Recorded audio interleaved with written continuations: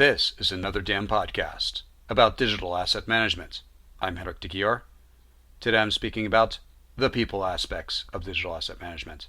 Here is a recording of the Createasphere Damn conference presentation I gave in New York in 2013. Enjoy. I'm Henrik de Gior. Some of you may know me. I recognize some of the faces. For those of you who don't know me, I'm a director of digital asset management services at Marlabs. That also means I'm a consultant in the DAM space. I've been there for a few years. You may also know me as a blogger at another damblog.com and another dampodcast.com. Did a few of those podcasts and blogs. Also authored a couple books, still working on a couple others as well. I'm a regular speaker at universities and lectures and conferences like this. Been nominated DAM of the Year a few times. So, quick shot of the company I work for. We do lots of other things aside from DAM. We are vendor neutral, and we have offices all over the world. This is the question that we ask everybody, because that's what you should be able to answer if you're going to get a DAM.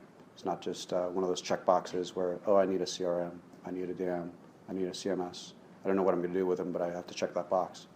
So there's a couple things that you want to remember is most organizations want to be able to search, find, use, and then the thing that most organizations forget about is you want to be able to reuse and repurpose those assets in order to get ROI, or return on investment, as much as possible on all of your assets, or as many as you can, not just use it once or archive it once.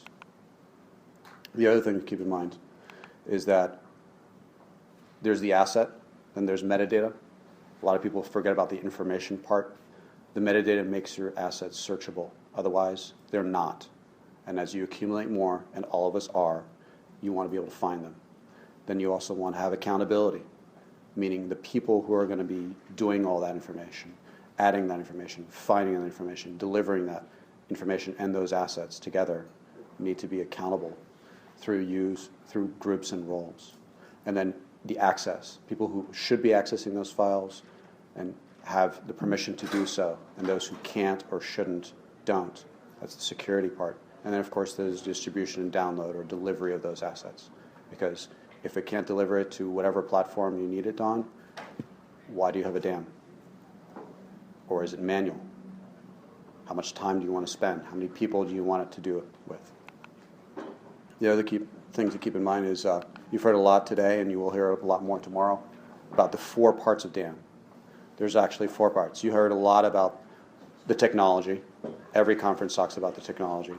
If you use vendor X or vendor Y or solution X or solution Y, and then some people will be talking about the information, the metadata, or the taxonomy, and then some people will be talking about the process. Today, I'm going to be talking about that part right here, the people, which everyone forgets about. And that's why I'm here to talk to you today. I proposed this talk actually to several conferences. This is the only one who was willing to talk about the people part, interestingly enough. So I'm a big proponent, for those of you who know, for the users, specifically the people who use DAM, not the vendors, because they're not there for you. They're there to make money, for the most part. So there's a lot to talk about as far as the people are concerned. Most people, before they get a DAM, they waste lots of time searching. Now remember, they're searching, finding, and using, right? They search for stuff, but they don't necessarily find anything, right? They have lots and lots of silos, folder structures, which magically will help them find something, at least the person who created the folder structure, or the file naming convention that means something to the person who originally created it, but nobody else, or is not shared by everyone else, or used by anyone else. And then there's the reuse or reacquiring of digital assets, because you can't find it, so you reacquire, you relicense, you repurchase, or you recreate and you waste more money. The whole purpose of DAM is to search, find, use, reuse, and repurpose assets. Otherwise, you're wasting your time, and you're wasting your people's time, right? It goes back to the people. What are you trying to do for your people? You're trying to save them time. You're trying to save your company money, right? Then typically there's access free-for-alls, because you have silos everywhere, or you have everything's available to everyone and then you misuse it, and then that increases your liability because, oops, we weren't supposed to use that talent for the last 5 years. We only had a license to use it for 1 year. Oops, well, I guess we have to pay more lawyer time and lawsuits and settle that out of court. Some companies actually have a budget for that, literally. They account hundreds of thousands or millions of dollars to settle things out of court because they don't fix their liability problems. DAM can and should fix your liability problems with your rights management for your licensed assets, the things that you acquire from Getty, from Corbis, from wherever you're getting it, or the talent that's creating your assets externally, or the talent that's in your images or videos. Then they build silos, and of course, each fiefdom has their own silos because it's their assets, right? No, it's not. It's the company's assets.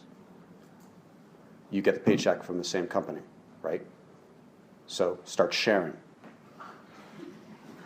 How do you really feel about that? Fiefdoms? Oh yeah, that's a politics thing. We'll get into that. So then you have communication with rights asset, with the right assets.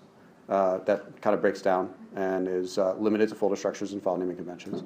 And then your storage increases while your management decreases. So after DAM, hypothetically, if you do it right, you can save money and time. More time than money necessarily sometimes. You can reuse and repurpose your assets if you can find them and know that you can use them legally, right? You can access your assets, and the people who should have access can access those files if you use permissions properly. Role-based permissions, meaning the functional role of this group can use those assets. The other groups that shouldn't be using because they don't know what to use it for or how it should be used, don't. They can see it and go, yes, I approve that. It looks great, and that's it. Then you get the people like the rights managers and things like that who clear those things for them. And that can minimize your liability. So you visit your legal department slightly less often. They shouldn't fear, your legal department shouldn't fear when you come to them, and they shouldn't call you on a regular basis. They don't like to see you when you have problems. They have enough problems already. Consolidating silos. Now this is back to the politics part, right? Because you're going to minimize fiefdoms if you actually communicate and share your assets. Some people don't like that. They like empire building. So that's another breakdown of things that you have to do, right? Then you can communicate. You can even collaborate. This is a new thing for some. So most organizations are drowning in assets because they're only accumulating more. How many people are in this room are decreasing the number of assets they accumulate every year? Yeah, none, because we all hope that we have a job tomorrow, right? The only companies that are decreasing the number of assets they have won't be employed very long or exist very long. So one question that we ask that most people can't answer unless they do the homework is how long does it take you to find an asset for any campaign or project? And that number should decrease as you get a DAM and as you increase the efficiency of your DAM. So one organization, which will remain nameless, on the Fortune 500, took 10 people 30 hours to find one file. Who thinks that's acceptable in this room? Right. I didn't think so. So the other part of DAM should be able to do is manage your IP. Just because you can find it, are you sure you can legally use it? Most organizations can't do that because they don't look at their rights and it's not clearly defined in a templated fashion. That's part of their metadata. It's like, this is who you need to contact for that in order to reuse that asset. This is how much we paid last time for it. This is what rights we have to use it. This is where we can use it or should use it because we have all rights reserved, or we have this is royalty free, or whatever is public domain, or whatever it happens to be. The other thing is metadata is not automatically created. There is no metadata fairy still to this day. We're still looking. Still haven't found one. And it still takes people to catalog and apply metadata to assets. An example, for example, is when we license music, when we go to iTunes, when we go to get a movie or an ebook from our favorite retailer, e-retailer, we don't look or assume that there's so much metadata in order to find that file. We just think, oh, it looks so done. It's already there. Well, someone actually applied that well before you saw it. And that's why you can buy it. The most successful companies out there have metadata applied to all of their assets so that no matter how you search for that file, you will find it. And that leads to more sales. Shocking, isn't it? If you can find it, you can use it. If you can't find it, you can't use it, and they won't buy it, right? And they won't be able to use it again.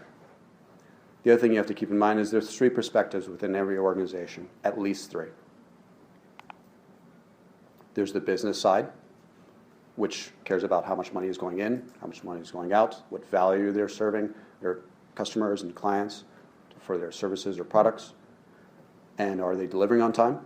Then there's the creatives who want to do anything and everything with as much time and resources as possible until the deadline comes.